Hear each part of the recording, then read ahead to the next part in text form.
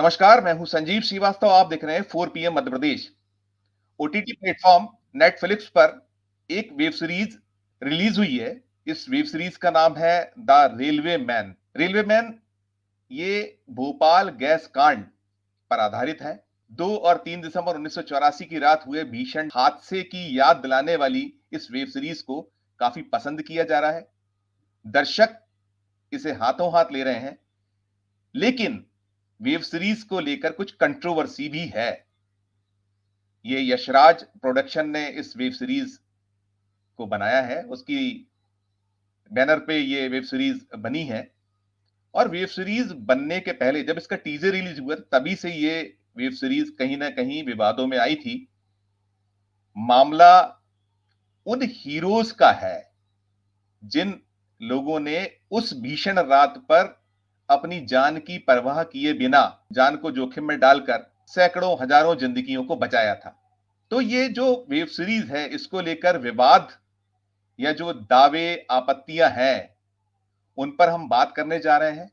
लेकिन बात करने के पहले हम ये भी बताना चाहेंगे कि हमने 4 पीएम न्यूज नेटवर्क ने यशराज प्रोडक्शन से भी संपर्क साधा था। हमने चाहा था कि इस मसले पर जिसे लेकर विवाद है उनका पक्ष भी आ जाए, लेकिन हमें वहां से ना तो माकूल जवाब मिला और ना ही वे लोग अभी तक चर्चा के लिए हमारे समक्ष आ पाए। तो हम बात करते हैं, ये जो वेब सीरीज है ये आधारित है भोपाल रेलवे स्टेशन पर उस गैस कांड के दौरान पदस्थ रहे एक डिप्टी स्टेशन मास्टर से जुड़ी कहानी है। और भोपाल गैस कांड का जो सच था उसे लेकर क्या दावे, क्या आपत्तियां हैं। दरअसल ये मरहूम गुलाम दस्तगीर साहब जो डिप्टी स्टेशन मास्टर हुआ करते थे उस दौर में जब गैस कांड हुआ था और उन्होंने अपनी जान को जोखिम में डालकर हजारों जिंदगियों को बचा लिया था, तो उसी से जुड़ी ये कहानी पूरी की पूरी है। और उनके साहबजादे, उनके परिवारजन इस सीरीज पर कई सारे सवाल उठा रहे हैं, आपत्तियां कर रहे हैं। तो हमारे साथ बात करने के लिए जुड़े हैं गुलाम दस्तगीर साहब के साहबजादे साहब। हम उनसे बात करते हैं। शादाब दस्तगीर से बात करेंगे। शादाब साहब, आपका बहुत बहुत स्वागत है हमारे इस कार्यक्रम में। सबसे पहले हम जानना चाहेंगे कि आखिर आपकी आपत्तियां, आपके दावे आखिर है क्या, क्या इसे लेकर आपका सवाल जो आप उठा रहे हैं क्या है वो? सबसे पहले तो बहुत-बहुत शुक्रिया आपके चैनल का कि आपने मुझे इनवाइट किया और इस चीज़ को एक आपने सीरियस मोड पे लेके आपने इसकी शुरुआत की, जो कि हम ऑलरेडी इस चीज़ को लेके गैस कांड से लेके आज तक जिस चीज़ को हम भुगतते हुए आ रहे हैं। दूसरे नंबर पे ये कि इस सीरीज़ को लेकर के काफ़ी चर्चाओं के अंदर शुरू से ही है। काफ़ी बड़े प्रोडक्शन हाउसेस से हमारे डिस्कशंस हुए, सारे कॉन्सेप्ट्स को लेकर के, कंटेंट्स को लेकर के और इसके बाद हमने किसी और प्रोडक्शन हाउस को भी इसको सेल आउट किया था, हमने कॉपीराइट्स किसी को दिए थे। वो एक अलग मैटर है, लेकिन जो इन्होंने बनाई ऑलरेडी हम यशराज प्रोडक्शंस के जो भी चीज़ें हैं, जो उनके जितने भी प्रोडक्शन से जो फ़िल्में आती हैं या मूवीज़ या सीरीज़ जो कुछ भी आती है, काफ़ी उसके अंदर एक पब्लिक के अंदर वो मैसेज को छोड़ते हुए जाते हैं, कि एक पब्लिक अवेयरनेस को छोड़ते हुए जाते हैं। और उसी वजह से हम लोग भी उनके काफ़ी बड़े फ़ैन रहे हैं। लेकिन एक ये हमको बड़ा ही दुखदाई कहें इसको पीड़ादायक जो है अभी जो हमारे साथ जो ये एपिसोड हुआ कि हमको ऐसा नहीं लगता था कि यशराज फ़िल्म्स हमसे बगैर पूछे हमारे फ़ादर के ऊपर इतनी बड़ी एक सीरीज़ को बनाने जा रहे हैं और उसको इस तरीके से रिलीज़ करेंगे।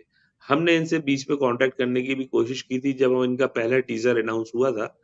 लेकिन इसके बाद भी इन्होंने हमसे किसी तरीके का कोई जिसको कहें कि आप ठोस जवाब देने की कोई कोशिश नहीं की इन्होंने। एक नॉर्मली हमको एक साइडलाइन करने की कोशिश करी गई, जो कि एक किसी लीजेंड आदमी का कोई एक नोबेल वर्क को डिनाय करना एक तरीके से और साइडलाइन करना। सिर्फ़ अपने आप को ज़्यादा हाइलाइट करने वाली बातें यशराज प्रोडक्शंस ने की हैं। हम अगर ये हमारे पास आते, अगर हमसे कॉन्टैक्ट करते, ऐसा नहीं है कि आज दुनिया बहुत बड़ी है।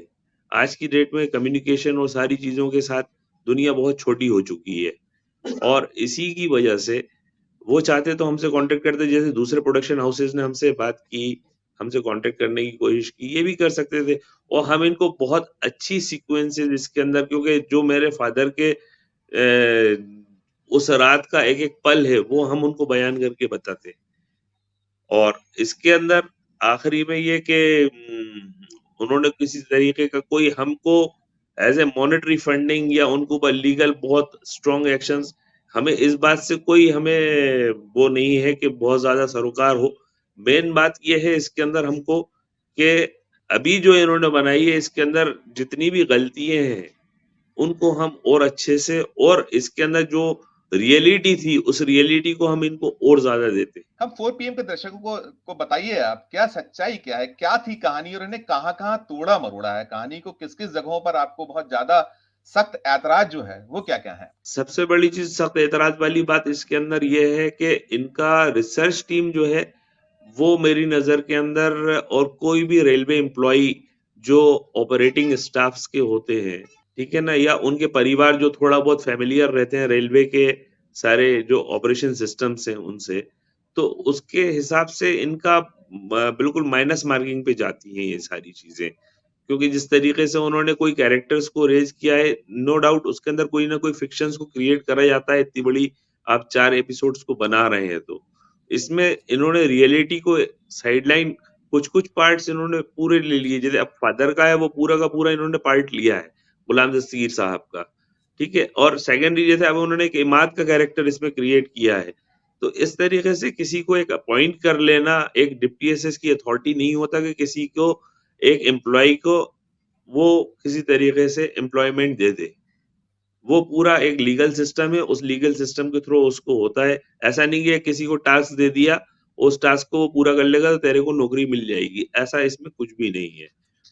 और सेकंड ये कि जिस तरीके से वो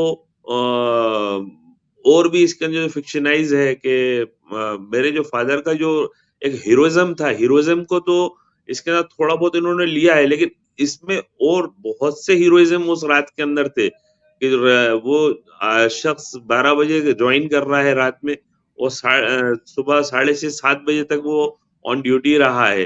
अब उसका जो स्ट्रगल पीरियड है, उस रात का जो भोपाल के लोग हैं, उनसे जिन्होंने गैस को खाया है, जो गैस जिन-जिन ने इन्हेल की है या उसके विक्टिम्स रहे हैं, उन लोगों से आप कभी डिस्कस करेंगे तो आपको ये रियलिटी मालूम होगी कि उस गैस को खाने के अंदर किसी को 5 मिनट जीना कैसा था।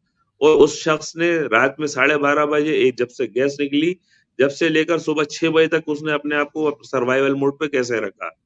तो ये एक बहुत बड़ी चीज़ है। उसकी जो सीक्वेंसेज़ हैं उनको सारे बदल के उन्होंने तोड़-मरोड़ के रख दिया कि वो एक आम आदमी के लिए हो सकता है कि वो बहुत कुछ अच्छी लग रही है सब है, लेकिन उसमें जितनी भी इनकी जो रिसर्च टीम ने वर्क किया है वो बिल्कुल ठीक नहीं है। और अगर ये मिलते हमसे तो हमारे फादर की जो-जो चीज़ें उस रात की थी वो हम इनको सारी चीज़ें और अच्छे से इनको गाइड करते, इनको और अच्छा उसके अंदर उनके प्रोडक्शन में इम्प्रूवमेंट देते हम। और हमें अभी भी उनसे कुछ ऐसा नहीं है कि हम उनसे हाईली कोई कंपनसेशन या पैसे का कोई हम डिमांड कर रहा हो। और हमें सिर्फ ये है कि हमारे फादर की जो एक आइडेंटिटी है, एक किसी आदमी की लेगेसी को आप खत्म करके जा रहा हो, कि एक भोपाल की हिस्ट्री के अंदर जिस आदमी का नाम होना चाहिए, आने वाली पुश्तों के लिए, मेरी आने वाली औलादें, भोपाल के लोगों के लिए एक गर्वपूर्वक जो एक बात होना चाहिए कि हमें गर्व है कि भोपाल में ऐसे-ऐसे लीजेंड्स पैदा हुए और उन्होंने इतने बड़े-बड़े काम किए कि जिन्होंने, अगर उनका एक एक डिसीज़न अगर उनका गलत होता तो हज़ारों जानें तो जाती ही जाती। अगर उन्होंने वो उस डिसीज़न को, उनके बोल्ड डिसीज़न्स नहीं होते मान लीजिए, और अगर वो अपने प्रोटोकॉल के अंदर अगर उस काम को करते तो कितनी हज़ार जानें जाती। उस आदमी ने अपनी पूरी ज़िंदगी को दाँव पे लगाया, पर्सनली अपनी फ़िज़िकल ज़िंदगी को दाँव पे लगाया, एज़ वेल एज़ उनका पूरा जो ज़िंदगी भर का करियर था जो जॉब का, उसको उन्होंने दाँव पे लगाया था। उन्होंने अपने परिवार की परवाह नहीं करी, अपने बच्चों की परवाह नहीं करी कि वो कहाँ हैं, कैसे हैं। वो अपने जॉब को छोड़ के नहीं हटा उस जगह से। वो किस तरीके से चलते थे, किस तरीके से उठते-बैठते थे, क्या उनके उसूल थे, ये सारी चीज़ें इसके अंदर से गायब हैं इस सीरीज़ के अंदर से। आप लोग कितने बड़े थे जब ये पूरा वो था, आपने कहा मैं कि उस हमें एक वक़्त ऐतिहासिक। नियर अबाउट 13-14 साल का था और वो एक बहुत भयानक रात है भोपाल वालों के लिए जिसने उसको फेस किया है। स्पेशली जो यूनियन कार्बाइड के आजू-बाजू के जो जितनी भी बस्तियाँ थी उनके लिए यूनियन कार्बाइड से हार्डली भोपाल स्टेशन जो है 2 किलोमीटर होगा और बहुत ज़्यादा अफेक्टेड था। जो भोपाल स्टेशन था इस तरीके से था जैसे एक सुबह कोहरा गिरता है इस तरीके की फ्यूम्स थी पूरी उस जगह पे। जिस जगह पे मेरे फ़ादर ने पूरी रात को काटा, अपनी ड्यूटी को नहीं छोड़ा, अपने उसूलों को नहीं छोड़ा उन्होंने। जब इसका टीज़र लॉन्च हुआ था तब भी आपने कुछ लीगल नोटिस दिया था, उसके बाद भी ये लोग मैं कहना क्या था? इनका कहना क्या था? जब आपने दिया इनको नोटिस, पहला नोटिस, कब दिया था? वो जब क्या हमने तारीख इनको थी? पहला नोटिस इश्यू किया था तब इन्होंने हमको सिंपली ये जवाब दिया था कि आप 55 सेकंड्स के एक टीज़र को लेकर के आप इसको अज़्यूम कैसे करते हैं कि ये आपके फ़ादर की स्टोरी को ऊपर रिवॉल्व करता है। और जब हमने अभी हाल सीरीज़ रिलीज़ हुई तो ये तो एक यूनिवर्सल ट्रुथ है कि अगर आप बोलें कि दुनिया के अंदर सबसे बड़ा इंडस्ट्रियल डिज़ास्टर कोई हुआ तो वो भोपाल में हुआ। सबसे बड़ा किसी स्टेशन के ऊपर किसी डिज़ास्टर के अंदर किसी स्टेशन का इन्वॉल्व हो जाना, वहाँ विक्टिमाइज़ होना लोगों का, ये सिर्फ़ अगर आप उठाएँगे तो ये दुनिया के अंदर सिर्फ़ भोपाल स्टेशन एक ऐसी जगह थी, जहाँ पे ये सारी चीज़ें हुई हैं। और किसी आदमी ने अपनी जान पे खेल करके ये सारी चीज़ों को अपनी ड्यूटी को फ़ॉलो करते हुए, अपने उसूलों को फ़ॉलो करते हुए उस प्रोटोकॉल को तोड़ते हुए सारी अपनी लाइफ को रिस्क पे लगाते हुए इस काम को किया है।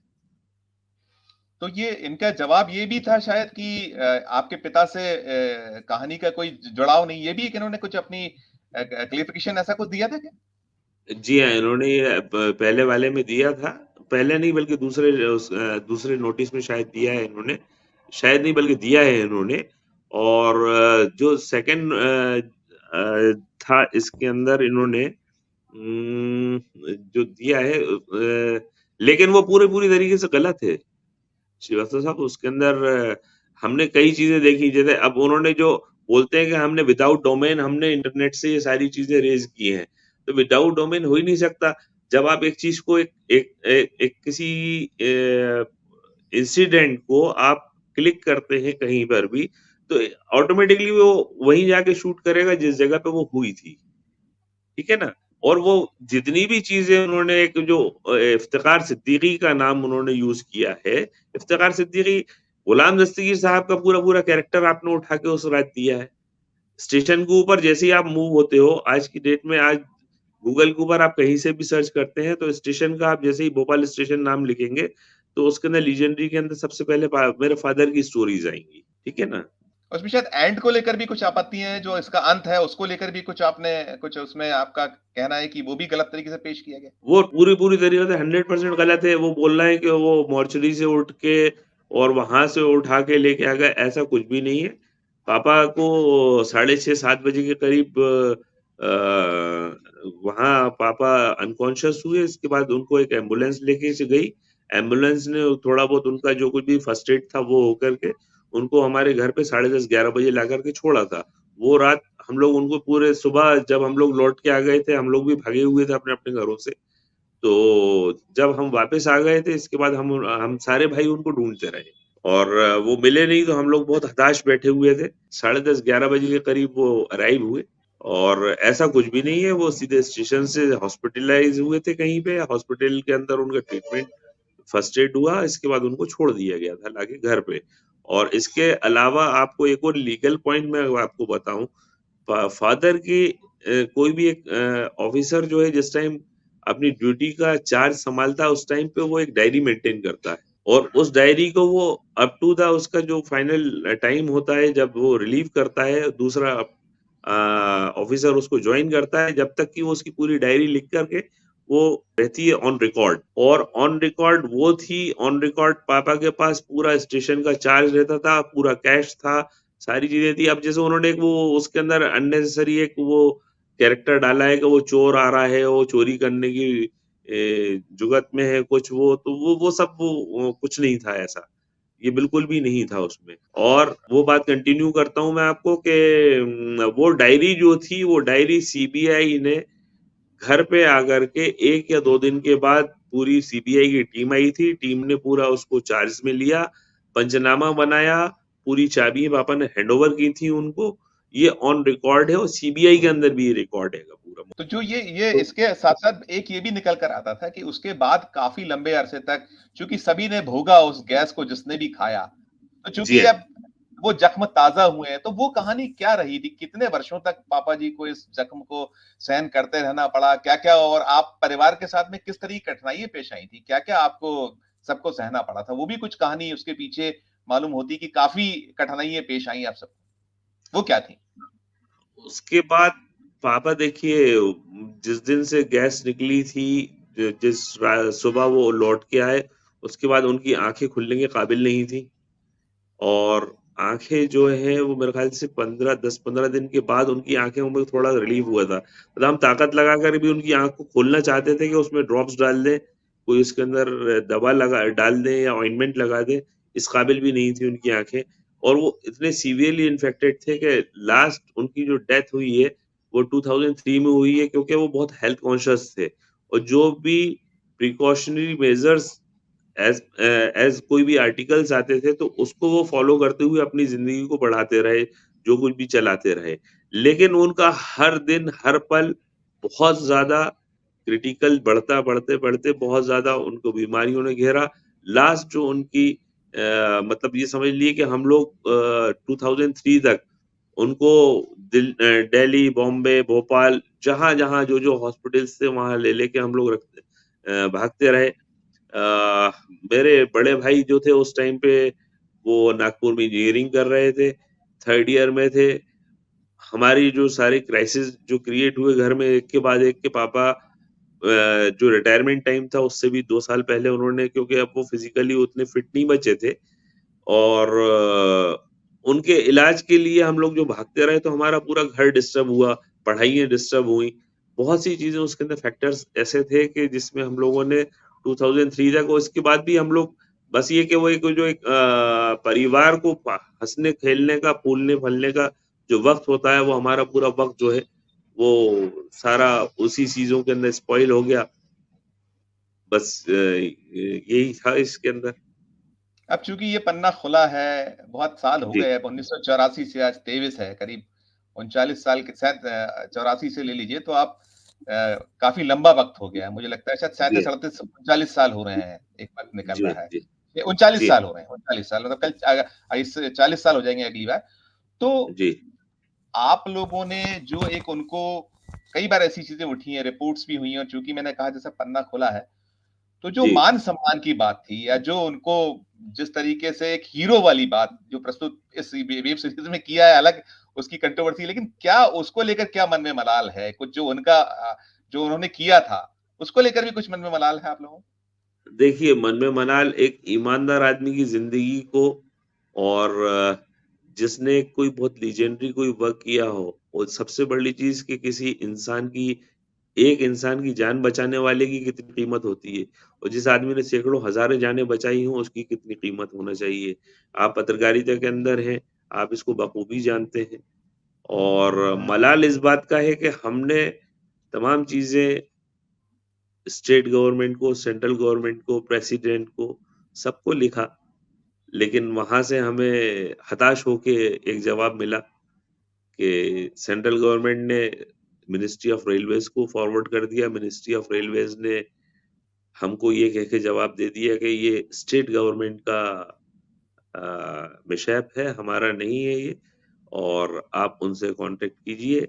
और यहाँ पे जब हमने उनसे कॉन्टैक्ट किया, तो हमको स्ट्रेट फॉरवर्ड एक जवाब मिला कि जो पूरे भोपाल के गैस विक्टिम्स को जिस तरीके से एनालाइज़ किया जा रहा है, उसी क्राइटेरिया में आप आते हैं।